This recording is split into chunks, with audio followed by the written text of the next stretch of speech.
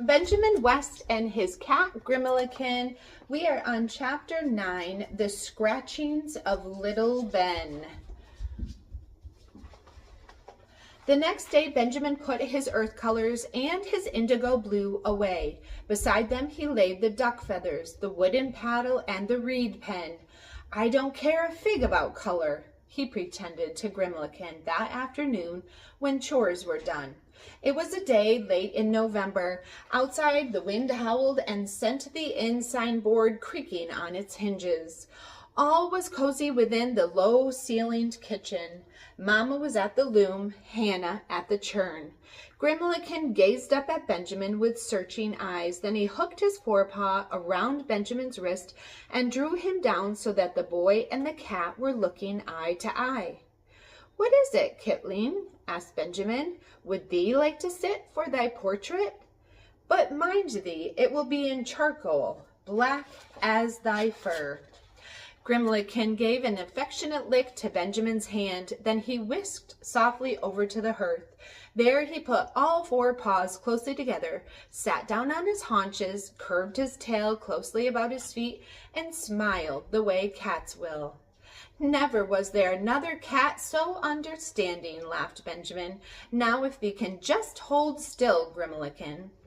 Grimalkin proved a fine sitter. He posed very quietly, except for the tipmost end of his tail, which moved up and down like a wee beckoning finger. Benjamin worked rapidly. Soon the carts would come rumbling into the courtyard, and soon the inn would be alive with noisy travelers. Soon Grimalkin would grow weary of sitting and streak down cellar or upstairs. He worked with quick, free strokes. He did not think of body, ears, eyes, legs, tail. He saw the whole cat at once. There, the form was captured. Now he could strengthen the features to make this a portrait of a particular cat, Grimalkin. He copied Grimalkin's eyes with their wonderfully long pupils. He drew the whiskers. "Elmira's whiskers curved downward," he said as he worked. "Thy whiskers be different, Grimalkin. They bristle out straight and orderly like the lines of my copybook." Now Benjamin studied Grimalkin's tail. Its tip still twitched up and down, up and down. Suddenly Benjamin caught his breath. "Why, that soft silken tail," he whispered. His strokes became slower, then stopped altogether. He swooped Grimalkin into his arms and raced up the stairs to his little cubbyhole of a room. He set Grimalkin on the floor, backed out the door, closed it firmly, and fled down to the kitchen. He began to collect articles from there, here, and everywhere. Mama's shears, a goose quill, Grimalkin's half-finished portrait. Then he rummaged in the bottom drawer of the pine dresser and found all of his jugs of paint and the stick of indigo. Mama at her loom and Hannah at the churn exchanged smiles. "The scratchings of little Ben," said Hannah above the swishing noise of the churn. Mama nodded. Back in his room, Benjamin carefully laid each article on his bench.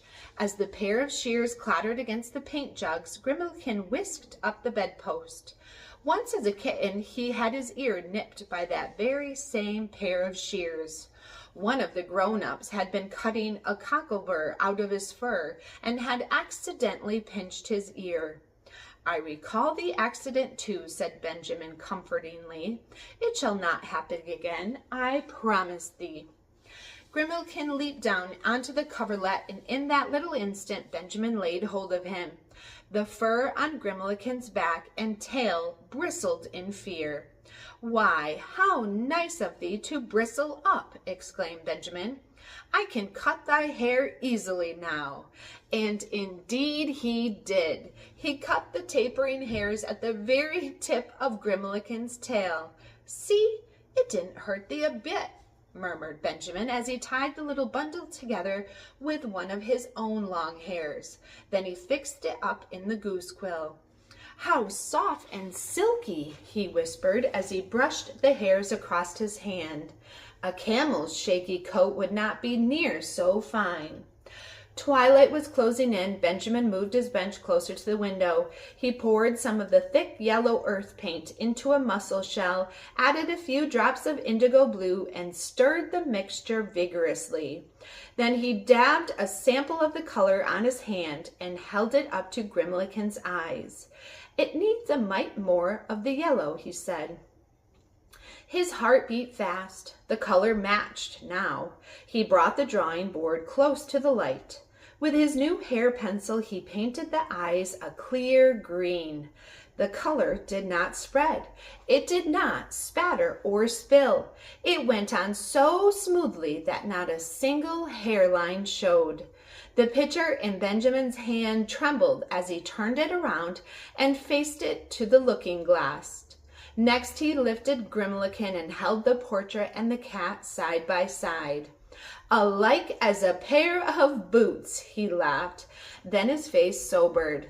"Thee, Grimalkin, is my nighest friend," he said softly, earnestly.